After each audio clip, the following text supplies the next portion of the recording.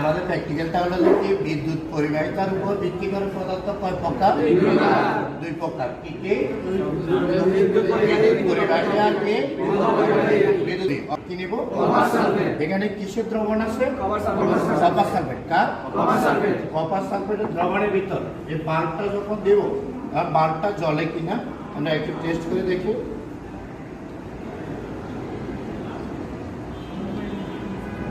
বাল্বটা জ্বলে উঠছে? হ্যাঁ, এই কপার সালফেট বিদ্যুৎ পরিবাহী পদার্থ। এবার আমরা নিব অক্সালিক অ্যাসিড। কি? Oxalic acid. এখানে কার দ্রবণ নিলাম? অক্সালিক অ্যাসিডের দ্রবণ। অক্সালিক অ্যাসিডের দ্রবণের ভিতর বাল্বটা দিলাম।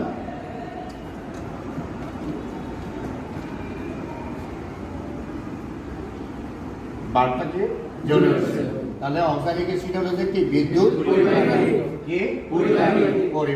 এরপর আমরা নিব ইথানল। কি? ইথানল কি বিদ্যুৎ অপরিবাহী। ইথানল বিদ্যুৎ অপরিবাহী।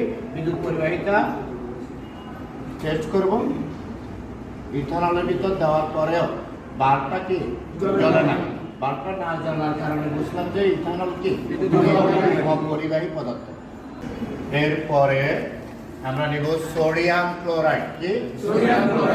খাবার লবণ বিদ্যুৎ কে পরিবাহী। খাবার লবণ বাল্বটা লবণের দ্রবণে দেওয়ার সাথে সাথে কি বাল্বটা জ্বলে উঠছে। তার মানে খাবার লবণ বিদ্যুৎ পরিবাহী পদার্থ। এখানে আমরা কোন অ্যাসিড নিলাম? Sulphuric acid. কে? সালফিউরিক অ্যাসিড বিদ্যুৎ পরিবাহী। সালফিউরিক অ্যাসিড বিদ্যুৎ পরিবাহী। সালফিউরিক অ্যাসিড বিদ্যুৎ পরিবাহিতা মাপার জন্য একটু সালফিউরিক অ্যাসিড সংস্পর্শে আসলে লাইটটা জ্বলে উঠছে। তার মানে সালফিউরিক অ্যাসিড কি বিদ্যুৎ পরিবাহী।